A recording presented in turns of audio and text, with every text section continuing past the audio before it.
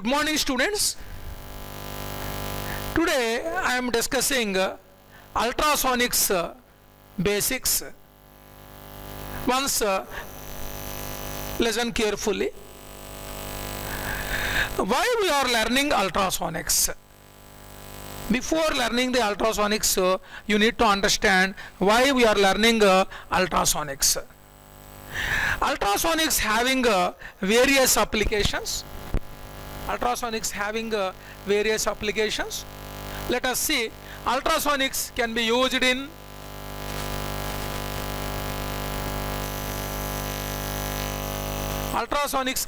in civil engineering and mechanical engineering. Let us discuss chemical engineering, marine engineering, agricultural engineering, optical engineering, medical engineering, environmental engineering, electrical engineering, next metallurgical engineering, biological engineering and geological engineering. So these are the various applications of ultrasonics in daily life. So ultrasonics can be useful in various ways in human life. Ultrasonics are useful vastly in our human life. So ultrasonics plays the vital role. So they are having various applications.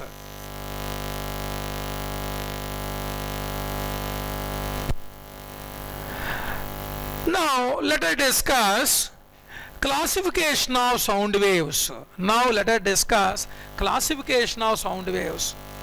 Sound waves are classified into three types on the basis of their frequencies. How many ways sound waves are classified? Three types. So they are classified based on their frequency. They are, what is the first one? First one is nothing but infrasonic waves. What is the first waves? Infrasonic waves. In infrasonic waves, the sound waves frequency below 20 hertz. In infrasonic waves, the sound waves frequency is less than 20 hertz. What is the next one? Audible sound waves.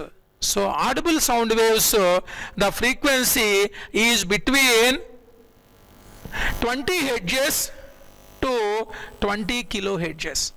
Audible sound waves having a frequency in between 20 hertz to 20 kilohertz, means 20,000 hertz. Next, ultrasonic waves, the sound waves of frequency above 20 kilohertz. In the case of ultrasonics, the frequency is above 20 kilohertz. See here, audible frequencies means human beings can listen. Audible frequencies means human beings can listen. Ultrasonics, bats can listen. Infrasonics, so elephant like animals can listen. So infrasonics, the frequency is less than 20 hertz.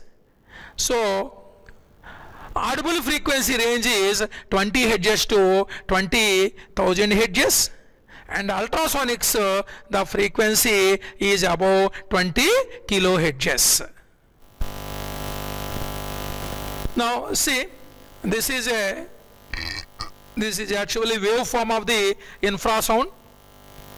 This is a audible frequency waveform is like this, and ultrasonics, we can see the waveform like this. 1 megahertz waveform is like this.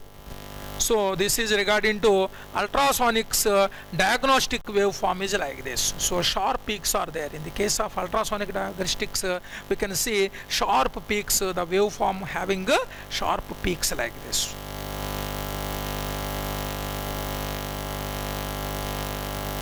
Now let us discuss What are the properties of the ultrasonic waves? Why we are discussing the ultrasonic waves? Let us see. The word ultrasonics combine the Latin roots. Let us see what is meaning of ultra. What is the meaning of ultra? Ultra means, what is the meaning of ultra? Ultra means beyond. What is the meaning of ultra? Ultra means beyond. What is the meaning of sonic? Sonic means sound. What is the meaning of ultrasonics? First let us discuss. What is the meaning of ultrasonics? Ultra means beyond. Sonic means sound. So this is regarding to meaning of ultrasonics. Now the sound waves having a frequency above 20,000 hertz are called ultrasonic waves. We already discussed previously the sound waves having frequency 20,000 hertz are called ultrasonic waves. See, what are the main properties? What are the main properties? Ultrasonic waves will get reflected. Ultrasonic waves will get reflected, refracted and absorbed. Ultrasonic waves will be reflected, similarly refracted and absorbed. What is the meaning of reflected? When ultrasonic waves incident on any of the surface, the waves comes back. That property is called reflected. That property is called reflection. The property is called reflection. Second one, refracted. What is second property? Refracted. Ultrasonic waves becomes refracted. What is the meaning of refracted? When the waves passing through any of the material, then some part of the waves becomes reflected, some part of the waves passing through the material. So that property, the waves which is passing through the material medium is called refraction, right? So reflected means the waves comes back, refracted means the waves passing through the medium. So they may be refracted and absorbed. Absorbed means the ultrasonic waves, when ultrasonic waves incident on any of the material, so the waves becomes absorbed, passes through the material. So the property is called absorbed. They can be transmitted over large distances with no appreciable loss of energy. This is very, very important point. What is the main property of the ultrasonics? They can pass large distances. They can pass large distances without loss of the energy. Without loss of the energy. So small amount of energy loss may be there, but maximum amount of energy passes through the material medium. So what is a property? Ultrasonic waves property, they can be transmitted over large distances with no appreciable loss of energy. These are the two main properties of the ultrasonics. What is the first property? They becomes reflected and refracted as well as absorbed.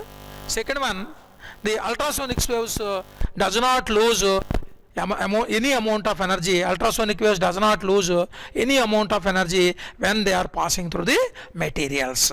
So loss of energy is negligible. See here two pictures. So the waves passing through this, high frequency sound waves reflect off the baby tissue in the womb. So baby tissue is there, see, ultrasonic waves.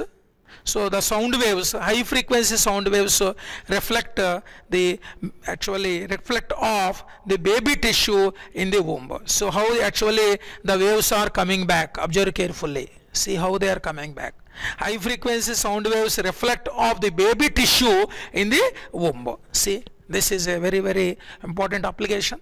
Here also inside, so scanning also we can observe like this.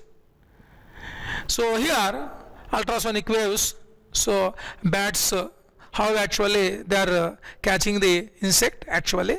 Echo, due to echo principle only, this bat actually catches the insects, flying insects, based on echo principle. So here the fishes also, how actually the fishes are actually moving inside the water and getting their food. So these are the some applications of the ultrasonics.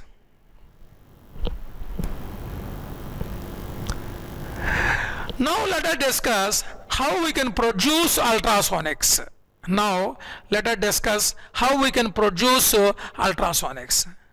Ultrasonics can be produced based on two methods. What is the first method? Magnetostriction method. What is the first method? Magnetostriction method. Second one is called piezoelectric method. How we can produce the ultrasonics? Ultrasonics can be produced based on two methods. What is the first one? Magnetostriction method. Second one is called piezoelectric method. Now let us discuss magnetostriction method. So magnetostriction generator. Magnetostriction generator. See, what is the principle here? What is the principle? This is principle. When a ferromagnetic rod like iron or nickel is placed in a magnetic field, parallel to its length. So this is very important concept. So when a ferromagnetic rod like iron or nickel is placed in a magnetic field parallel to its length, then what happens? The rod experiences a small change in its length. The rod experiences a small change in its length. Once I am repeating, a ferromagnetic rod is kept inside a magnetic field, then what happens? The rod having a small change in its length. So then what happens? So this effect is called magnetostriction effect. This effect is called magnetostriction effect. See the diagram. So this is a magnet, north pole and south pole. So they are strong magnets. So north pole and south pole magnetic field is created like this. Now the direction of the magnetic field is like this. So this is a direction of the magnetic field. So direction of the magnetic field is from north to the south. What is the direction of the magnetic field? Is from north to the south. So this is a called ferromagnetic rod. This is called ferromagnetic rod. Then this rod having a small change in its length. This rod having a small change in its length. See these diagrams. The poles, the magnetic actual inside dipoles are there. The dipoles changing its direction. The dipoles, magnetic dipoles changing its direction due to application of the magnetic field. Due to application of the magnetic field, the magnetic dipoles changing its direction. So for that purpose only we can observe there is a change in length of the rod. Why there is a change in length of the rod? Because due to application of the magnetic field, so the magnetic dipoles inside the material changes its directions due to rotation. The change in its length depends upon the strength of the magnetic field and nature of the materials. The change in length depends upon strength of the magnetic field. The change in length depends upon strength of the magnetic field. The change in its length depends upon strength of the magnetic field, and second one, nature of the materials, and independent of the direction of the magnetic field applied. So we need to understand the change in its length mainly depends upon strength of the magnetic field, and next one, nature of the material, and independent on the direction of the magnetic field applied. So which direction we applied? It is actually not at all dependent. So it is dependent on the nature of the material and the magnetic field. So this is called magnetostriction oscillator. This is called magnetostriction oscillator. Here these are called ultrasonics waves direction. So L1 and L2 are called inductor coils. What is L1 and L2? L1 and L2 are called inductors. And here C is called variable capacitor. C is called variable capacitor. This is a milliammeter. This is called high tension battery. What is this one? High tension battery. This is called transistor. This is called transistor. So this XY is called a rod. XY is called the rod, the ferromagnetic material. So let us see what is a construction. Let us see what is a construction. XY is a rod of ferromagnetic material like iron or nickel. It may be either iron or nickel. Now the alternative magnetic field can be generated. How it can be generated? By electronic oscillator. Here due to electronic oscillator only the magnetic field can be generated. So oscillator is there, due to oscillator only the magnetic field can be generated. Now let us see, the coil L1 is wound on right hand portion of the rod along with a variable capacitor C. See, the coil L1 is wound on the right hand portion of the rod along with a variable capacitor. See, this is called variable capacitor. So L1 is attached to the here variable capacitor, right? Now so after these adjustments a resonant circuit is formed. After these adjustments we can see the resonant circuit.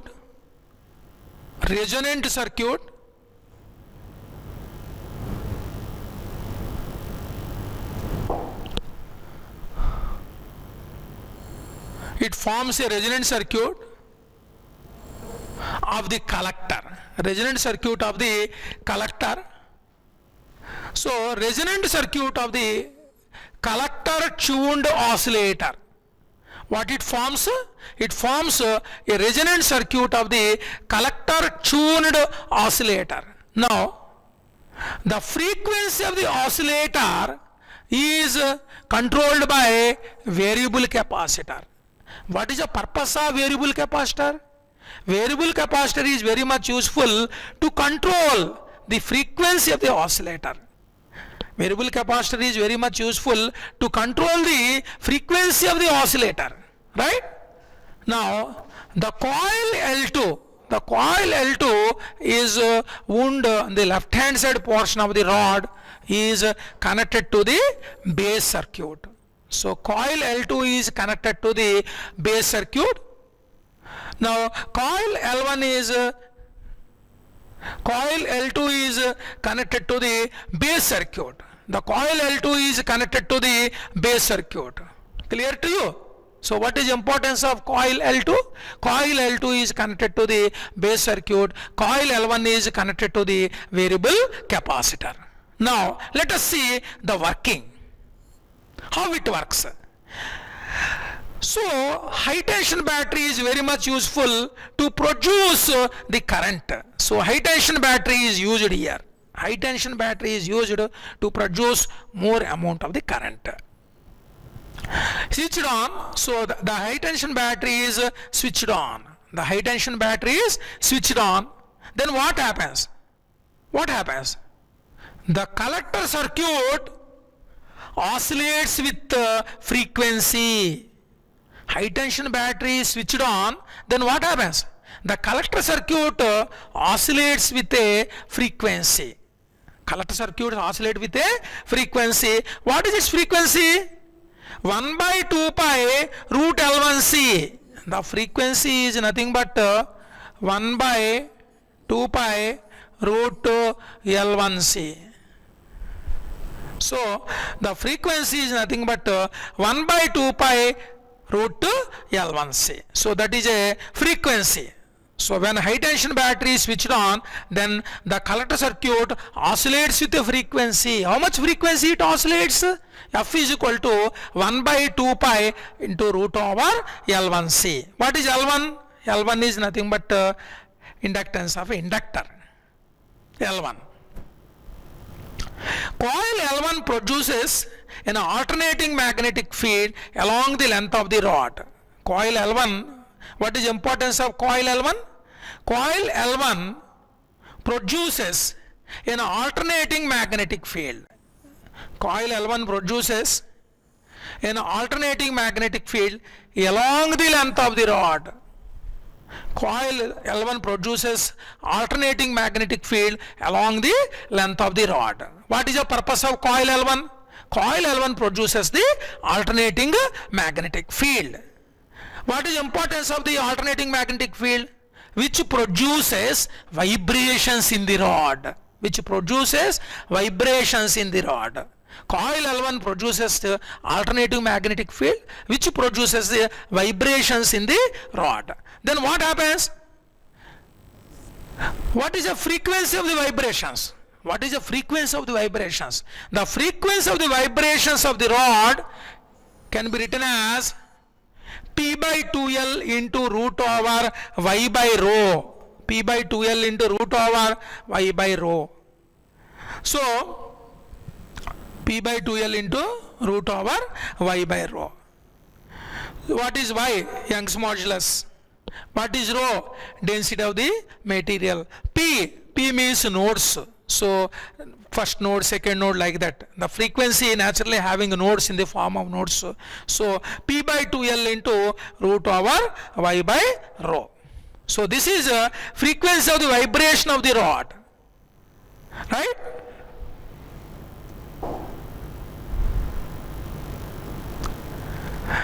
Now let us adjust the capacitor C. Which capacitor? Variable capacitor. Now let us adjust the capacitor C. Then what happens? The frequency of the oscillatory circuit. The frequency of the oscillatory circuit is equal to natural frequency of the rod. Here two frequencies are there. First one, the frequency of the oscillatory circuit. Oscillatory circuit is there. The frequency of the oscillatory circuit is equal to natural frequency of the rod. Rod naturally having some frequency. That is called natural frequency. So that is nothing but vibrating frequency. So oscillatory circuit actually produces some frequency.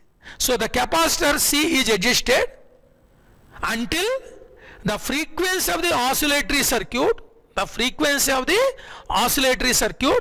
is equal to natural frequency of the rod. Natural frequency of the rod. Then what happens? The condition is called resonance condition. The condition is called resonance condition. To obtain resonance, what we can do? The frequency of the oscillatory circuit is equal to the frequency of the vibrating rod, natural frequency of the vibrating rod. Then the condition is called resonance. So resonance takes place. Then what happens? Resonance takes place and produces ultrasonic waves of high frequency. Ultrasonic waves of high frequency. The produces ultrasonic waves of high frequency. So this is very, very important concept. So due to resonance phenomena only we can produce the ultrasonic waves with maximum amplitude. Right? The frequency of the oscillatory circuit is equivalent to natural frequency of the rod. When it becomes equal, by adjusting the variable capacitor C, then only it is possible. Then we can observe vibrations. So we can observe vibrations. So these vibrations are longitudinally having maximum amplitude. These vibrations are longitudinally having maximum amplitude. So generates the ultrasonic waves. So these ultrasonic waves having a high frequency from its ends. Now, what are the advantages? What are the advantages? So, the design is very simple. First point, the design is very simple. The design of the circuit is very simple, and the cost also very less. The production cost also very less. First point. If you are developing any of the equipment means, first we need to think the complexity. So it is not having more complexity means we can select that particular work. So here also the design is very simple, and the second one is the production cost also very less. Second point. At low ultrasonic frequencies, the large power output can be obtained. So for less frequencies, say low ultrasonic frequencies, we can obtain large output. Output also reasonable. The output also reasonable. So reasonable output can be obtained for low frequencies. Reasonable output can be obtained for low frequencies. So the risk of the damage also not there. So oscillatory circuit may not be damaged. So this is why, because that is a simple circuit, so the damage also less. The risk of the damage of the oscillatory circuit also very less. Next, disadvantages. Disadvantage means we already discussed, already we can actually explain. We can explain what are the disadvantages. So we are using low frequencies. We are using low frequencies. So the output may not be more than 3000 kilohertz. Ultrasonic frequency output, generate ultrasonic frequency cannot, so we are using low upper frequency limit, so we cannot generate high outputs. So the output may be up to 3000 kilohertz. Next point.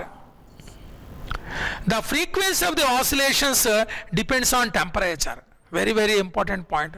The frequency of the oscillations depends upon temperature. So up to certain limit only we can use this temperature limit. So we can't use much more limits. So if you are using much more limits means more amount of radiation can be generated. For that only the frequency of the oscillations depends on temperature. So temperature also need to be at a particular limit. Threshold limit is there.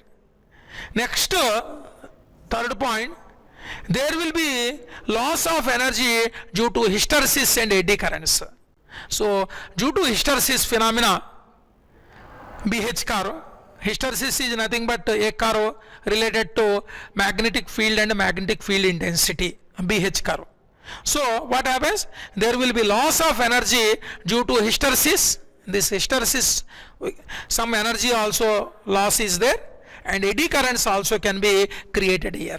So due to eddy currents and hysteresis, so we can lose some amount of energy. Some amount of energy can be actually happen due to this hysteresis losses as well as eddy currents.